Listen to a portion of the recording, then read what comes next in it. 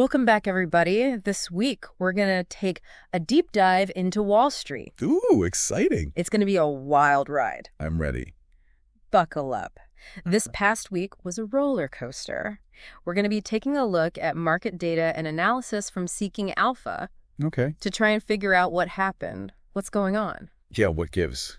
Because get this, the S&P 500 Yeah. hit a record high. Wow. 6,000 points for the first time ever. Huge. Then it took a tumble all in the same week. Oh. So Dude. what gives? Well, that's what's so fascinating, right? Yeah. So you have the S&P 500 breaking 6,000 points Yeah. for the first time ever, which on the surface, should be this sign of, Confidence. market confidence. Everyone's like, woohoo, the future's so bright. Right. You'd think it points to a belief in future growth. Right. But then you have this dip right after. Yeah. So something else is at play here. So it's almost like investors celebrated hitting that 6,000 mark, Yeah. popped the champagne. Took the victory lap. And then they were like, what happens now? No, wait, What did happen? What did happen? What caused this shift? Well, you have to remember, this was the week right after the election. Oh, that's right. And so markets react to political events. Oh, absolutely. Sometimes more strongly than we expect. So you're saying that initial surge we saw Uh-huh. was like a Trump bump?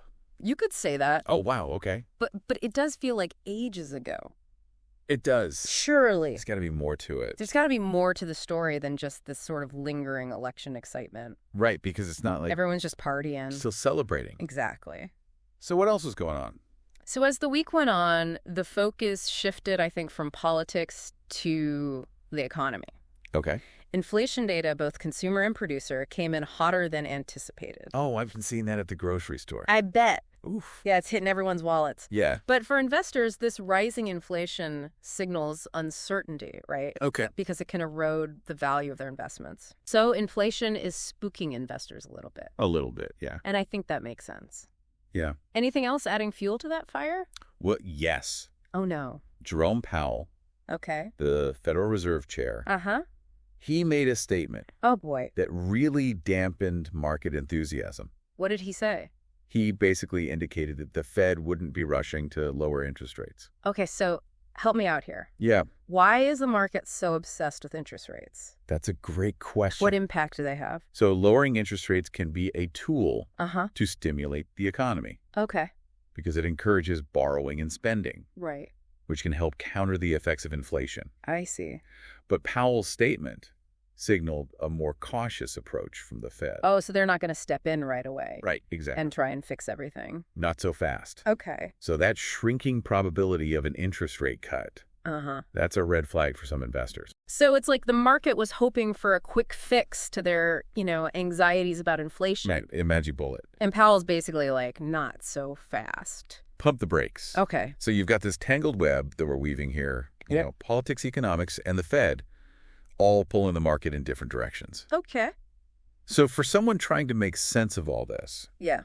what do you think is the most important thread to follow? Ooh, that's a great question. Yeah, what should they be paying attention to? I don't know. I think it's important to keep an eye on all three, Okay. but I'd say right now, Yeah. understanding the Fed's stance on interest rates Okay. is crucial because it could really influence market direction. Makes sense. But even with this roller coaster week, Yeah. it wasn't a complete disaster for the major indices. Really? So where did things land by the end of the week? So the S&P 500, despite a 2.1% dip, was still up since Election Day. Okay. The NASDAQ took a slightly harder hit at 3.1%, and the Dow slid 1.2%. Okay. So not exactly the smooth sailing Right. some might have hoped for after that initial record high, but also not a complete crash. Right. Okay, so a mixed bag. A mixed bag. But this is all just the overall picture, right? It doesn't tell the whole story because Exactly. some sectors, I imagine, must weather the storm better than others. Absolutely. Some fared better than others. Now, give us some examples. Okay, so for instance, the energy sector actually defied the general downtrend Really? and posted a slight gain. Interesting. Yeah. So why do you think energy bucked the trend? Well, there are a few possibilities, right? You could have geopolitical events impacting oil prices. Okay. You could have increasing demand as economies recover. Uh-huh. Maybe even speculation on future energy needs. Okay. So it's definitely worth watching to see how this sector develops. Definitely something to keep an eye on. Yeah. And on the flip side, Were there any sectors that were like, ooh, Yeah. this week was rough? Healthcare took a significant drop, Really? down 5.5% for the week. Wow. Yeah. Why do you think that is? It could be due to policy discussions, Yeah. Yeah. regulatory changes, even company-specific news within the sector. Yeah. The very sensitive area I can imagine. that often sees big swings depending on what's happening in the world. Right. So healthcare is definitely one to watch, For sure. especially with all the changes and the uncertainty in the landscape. Absolutely. But let's zoom in even further. Okay. Individual companies, Yeah. who were the stars and who struck out in this Wall Street drama? Well, Disney surprised many Oh, yeah. by surging a whopping 16%. What, 16%? 16%. Wow. Disney defying gravity It seems so. with a 16% surge. Up and away. What do you think drove that, That's a great question. considering everything else that was going on? Yeah, could be a number of things, right? Right. A new movie release, a streaming service announcement, positive earnings reports. Yeah. This is where things get really interesting. Yeah. Because sometimes these individual company stories offer a glimpse into larger market trends. It's like a puzzle, It is like a puzzle. trying to figure out what seemingly small details Yeah. fit into the bigger picture. Exactly, and Yeah. how they connect. Right. And on the other end of the spectrum, Moderna, the biotech company, Mhm. saw a steep decline of Oh, 21%. ouch. That's a rough week. That's a tough week for Moderna. Yeah. So what do you think might be happening there? Well, biotech is a notoriously volatile sector. Oh, that's true. It could be anything from clinical trial results to regulatory hurdles Uh-huh. or even competition within the industry. Okay.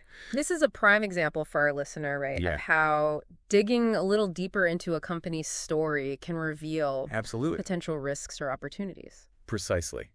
It's not just about understanding what happened, but also what it might mean for the future. Mhm. And this week, with its mix of political shocks, economic data, and central bank pronouncements, raises some important questions about that future. Yeah, it does, doesn't it? It does. So what do we do? I don't know. That's why we're here. Let's keep talking. Let's keep going. Yeah, this roller coaster week has definitely thrown some curveballs, For sure. leaving investors wondering what happens next. Exactly. What are some of those big questions looming over the market right now? Well, the big one is whether this volatility is a temporary blip or an early sign of a broader market correction. So is this just a bump in the road, or are we headed for a downturn. Yeah, Big question. big question. What about the inflation puzzle that's Yeah. been top of mind for everybody? Yeah. Is it going to keep climbing Yeah. and force the Fed to make some tough decisions on interest rates? That's the other key factor to watch, for sure. Okay. Because if inflation continues to rise, the Fed might have to raise interest rates. Oh, so the opposite of what everyone was hoping for. Exactly. Sooner than expected, Okay. to try and cool things down, which could potentially slow economic growth. Right. But if inflation eases, Yeah.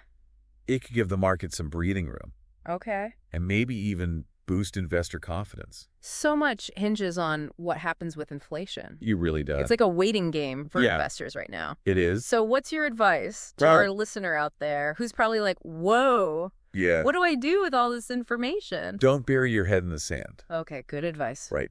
Knowledge is power, especially when it comes to navigating the market. I like that. So the key is to stay informed, Uh-huh. understand the forces at play.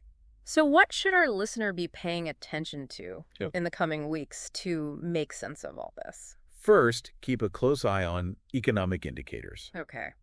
particularly inflation data. Yeah. Those numbers can tell us a lot about the direction of the economy and the Fed's potential response. So beyond just the numbers themselves, Yeah. what else should our listener be looking at? Pay close attention to pronouncements from the Federal Reserve.